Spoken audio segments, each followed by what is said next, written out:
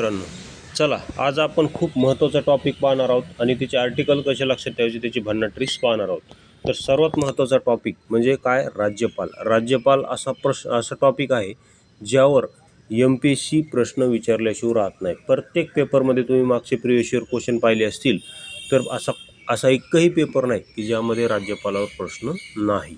तर चला त्याचे आता भरपूर विद्यार्थी 153 आणि 155 मध्ये कन्फ्यूज होतात बघा. कारण मागच्या वेळेस ग्रुप सी मेन्सला विचारला होता की राज्यपालाची नेमणूक राष्ट्रपतीद्वारे होते, ती कोणत्या कलमनुसार होते, तर त्याचं योग्य आन्सर होतं 55. मात्र भरपूर विद्यार्थ्यांनी 153 लिहिलेलं आहे कारण ते कन्फ्यूज झाले. तर आपण त्याला ट्रिक्सनुसार कसं लक्षात ठेवायचं संपूर्ण ट्रिक्सनुसार पाहिलेलं आहे. आता इथं तुम्हाला डेमो दाखवलं.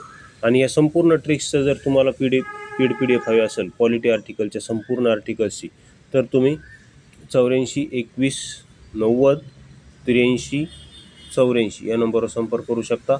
तसेच तुम्हाला आणखी ट्रिक्सचे डेमो पाहिजे असतील तर आपले MPSC ऑर ट्रिक्स हे टेलिग्राम चॅनल आहे, त्याची लिंक पण डिस्क्रिप्शन बॉक्समध्ये दिलेली आहे, ते तुम्ही जॉईन करू शकता. पहा आता राज्यपाल हे जे पद आहे हे आपण 1935च्या कायद्याने घेतलेले. कोणत्या 1935च्या कायद्याने. आणि हे पद आपण ह्या पदाची जी नेमणूक पद्धत आहे ही आपण कॅनडाकडून घेतलेली. पहा दोन्हीमध्ये कन्फ्युजन होऊ नका. पद कोणाकडून घेतलंय तर 1935च्या कायद्यातून, आणि जी नेमणूक पद्धत आहे ती कोणाकडून घेतली तर कॅनडाकडून घेतली. तर हे पद 1935च्या कायद्याने घेतले तर हे कलम लक्षात ठेवायला सोपं आहे बा. हे 1935चे जे शेवटचे जे अंक आहेत ते उलटे करायचे. 5ला इकडं आणायचे, 3ला इकडे घ्यायचं. मग काय होतं तर 53 होतं. हे बघा 5 इकडे 3 इकडे आणलं, हे म्हणजे शेवटच्या 2 अंकांची आदलाबदल केली 35चे तर ते 53 होते, म्हणजे 153. 53 म्हणजे 153 नुसार काय मग राज्यपाल हे पद आहे. कारण हे पद कुणाकडून घेतलं आपण तर 35च्या कायद्यातून घेतले आणि मग 153 नुसार राज्यपाल पदाची तरतूद आहे. ओके. आणि 7व्या घटनादुरुस्तीने एकच राज्यपाल 2 किंवा अधिक राज्यासाठी नेमता येतो अशी पण तरतूद केलेली आहे. ओके. त्यानंतर 154 आहे राज्यपालाचे कार्यकारी अधिकार राज्यपालाच्या नावाने, म्हणजे राज्याचे कार्यकारी अधिकार राज्यपालाच्या नावाने चालतील. हे काय महत्त्वाचं कलम नाही, याच्यावर प्रश्न विचारलेला नाही. प्रश्न जरी राज्याचे कार्यकारी अधिकार कोणाच्या नावाने चालतील एवढं विचारलेलं, तर ते कोणत्या कलमानुसार चालतील हे विचारलेलं नाही. त्यानंतर 155 कलम महत्त्वाचा आहे. आता 155 काय पहा तर 155 आहे राज्यपाल नेमणूक ही राष्ट्रपतीद्वारे होईल. राज्यपाल जी नेमणूक होती का ती कोणाद्वारे होईल तर राष्ट्रपतीद्वारे. आणि ही पद्धत कॅनडाकडून घेतली कारण कॅनडाचा जो राज्यपाल आहे त्याची पण निवडणूक किंवा नेमणूक ही तेथील राष्ट्रपतीद्वारे होते. म्हणजे राज्यपाल पदाच्या निवडणुकीसाठी कुठलीही निवडणूक पद्धत नाही, म्हणजे मतदारांकडून त्यांना निवडलं जात नाही, तर राष्ट्रपती डायरेक्ट त्यांचे नामनिर्देशन करतात. तर याची ट्रिक्स कशी लक्षात ठेवायची पहा. तर 55 नुसार होते ना, तर अशी ट्रिक्स असं लक्षात ठेवा. 55 = पंचांग. म्हणजे राष्ट्रपती काय करतात, पंचांगामध्ये एखादा शुभ मुहूर्त पाहतात. राष्ट्रपती काय करतात तर पंचांगामध्ये एखादा शुभ मुहूर्त पाहतात आणि तो शुभ मुहूर्त पाहून त्या मुहूर्तावर काय करतात तर ते राज्यपालाची नेमणूक करतात. ओके. असं तुम्ही लक्षात ठेवू शकता. राष्ट्रपती काय करतात, पंचांग म्हणजे काय कॅलेंडर, तर त्या शुभ म्हणजे त्याच्यात काही आपण नाही का लग्न जमवण्यासाठी लग्नाची तारीख करण्यासाठी काहीतरी शुभ मुहूर्त पाहतो किंवा एखादा खास कार्यक्रमासाठी काही शुभ मुहूर्त पाहतो, तसं पंचांगामध्ये आपण ब्राह्मणाकडून पाहून घेतो. तर पंचांगामध्ये राष्ट्रपती काय करतात तर एक शुभ मुहूर्त पाहतात आणि त्या शुभ मुहूर्तावर राज्यपालाची नेमणूक करतात. ओके. असं लक्षात ठेवा. कारण 55 पंचांग असा दोन्ही शब्दाचा काय होतो तर इथे मग जुळतो. ओके. त्यानंतर 156 काय पहा तर 156 आहे की कार्यकाळ, पदाचा कार्यकाळ, म्हणजे ते किती वर्षे पदावर राहू शकतात.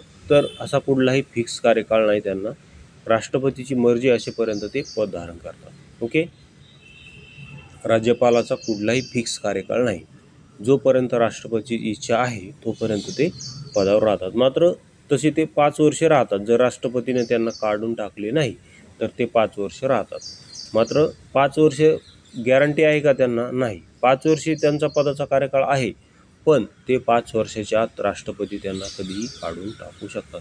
म्हणजे ते राष्ट्रपतीच्या मर्जीने पद धारण करतात. म्हणजे राष्ट्रपतीची मर्जी जर 5 वर्ष असेल तर ते 5 वर्ष राहतात, पण राष्ट्रपती म्हणलं नाही अगोदरच काढून टाकायचं तर ते अगोदरही काढून टाकू शकतात. तर याची ट्रिक्स कशी लक्षात ठेवायचं बघा. 56 म्हणजे छकडा असं म्हणा.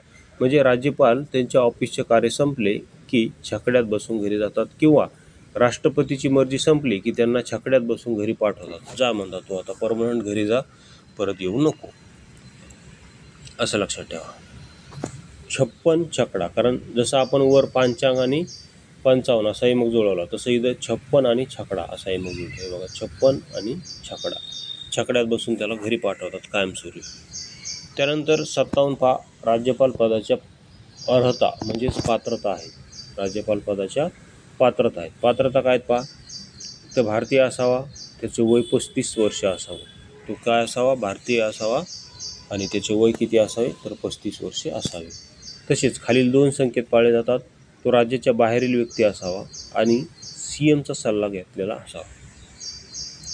बघा, राज्याच्या बाहेरील म्हणजे सातपुडा डोंगर रांगे का आपली मध्य प्रदेश आणि महाराष्ट्र बाँड्रीवर सातपुडा पर्वतरांगे, तर तो असं लक्षात ठेवा, महाराष्ट्राचा जो राज्यपाल आहे तो सातपुड्याच्या पलीकडचा असावा, असं लक्षात ठेवा.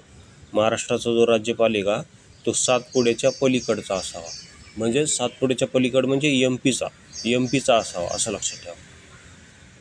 म्हणजे तो महाराष्ट्राच्या बाहेर कुठच्याही राज्याचा चालतो, पण आपण असं ट्रिकसाठी लक्षात ठेवा की तो सातपुड्याच्या पलीकडचा असावा, म्हणजे तो MP चा असावा. ओके, असं लक्षात ठेवा. सातपुडा म्हणजे 57 मध्ये काय होतं, 157 मध्ये शेवटी 7 येतं. अर्हता हीच आहे की तो राज्याच्या बाहेरचा असावा. तसेच त्याचे वय 35 असावे आणि 35च्या अंकांची बेरीज केली तर ती नाही, ती ट्रिक बसू शकत नाही, ती 8 येते. तर हे लक्षात ठेवा, सातपुड्याच्या पलीकडचा असावा ही त्याची पात्रता किंवा अर्हता आहे. ओके, त्यानंतर 58 आहे अटी आणि शर्ती. त्यानंतर 59 आहे शपथ. शपथ कोण देतात त्यांना, तर मुख्य न्यायाधीश देतात राज्याचे. तर याला ट्रिक्सनुसार कसं लक्षात ठेवायचं बघा, तर राज्यपाल हे फक्त नवनाथ या देवाची शपथ घेतात. राज्यपाल कोणत्या देवाची शपथ घेतात, तर नवनाथ देवाची शपथ घेतात, एवढं लक्षात ठेवा. आणि शपथ घ्यायच्या अगोदर त्यांना त्यांच्या पदाच्या अटी आणि शर्ती मान्य कराव्या लागतात. त्या अटी आणि शर्ती मान्य केल्याशिवाय त्यांना शपथ दिली जात नाही, एवढं लक्षात ठेवा. राज्यपाल हे शपथेचं कलम आहे 59 आणि त्या शपथेचं कलम बरोबर 59 शपथेचं कलम आहे. मात्र अटी आणि शर्ती मान्य केल्याशिवाय त्यांना शपथ दिली जाणार नाही, असं लक्षात ठेवा. मग अगोदरचं कलम अटी आणि शर्ती आहे आणि नंतर शपथेचं आहे 59. आणि ते कोणाची शपथ घेतात, तर नवनाथ या देवाची. आणि कोण शपथ देतं, तर मुख्य न्यायाधीश. आणि एवढं लक्षात ठेवा, मुख्य न्यायाधीशाचे जे शपथेचं कलम आहे ते काय आहे, तर ते किती आहे, तर 219 आहे. तर असं लक्षात ठेवा की राज्यपालाला मुख्य न्यायाधीश नवनाथ देवाची शपथ देतात आणि मुख्य न्यायाधीशाला राज्यपाल पण नवनाथ देवाची शपथ देतात. कारण मुख्य न्यायाधीशाच्या शपथेच्या कलमेमध्ये आणि राज्यपालाच्या शपथेच्या कलमेमध्ये दोघांच्याही शपथेच्या कलमेमध्ये शेवटी काय आहे, तर दोघांच्याही शपथेच्या कलमेमध्ये शेवटी 9 आहे. काय आहे, शेवटी 9 आहे, एवढं लक्षात घ्या. दोघांच्याही शपथेच्या कलमेमध्ये काय आहे, तर शेवटी 9 आहे.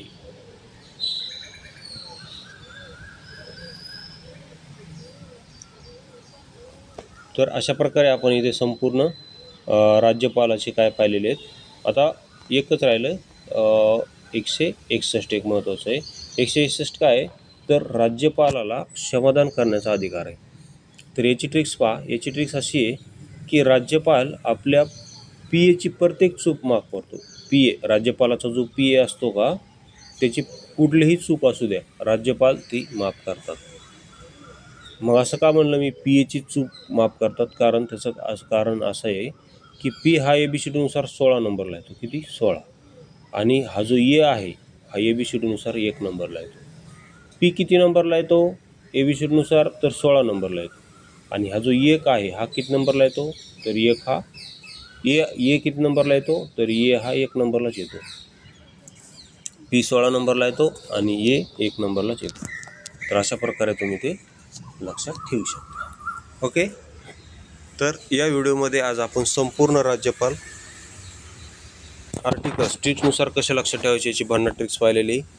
अशा ट्रिक्सचं तुम्हाला पॉलिटीच्या संपूर्ण आर्टिकल्सची ट्रिक्सची PDF हवी असेल किंवा हा व्हिडिओ कोर्स हवा असेल, संपूर्ण आर्टिकल्स आपण त्यामध्ये कव्हर केलेले आहेत. तर परत एकदा सांगतो, 84 21 90 83 84 या नंबरवर संपर्क करू शकता. तसेच आपली MPC ट्रिक्सचे टेलिग्राम चॅनल आहे, ते जॉईन केले नसेल तर जॉईन करा. व्हिडिओ पाहिल्याबद्दल धन्यवाद.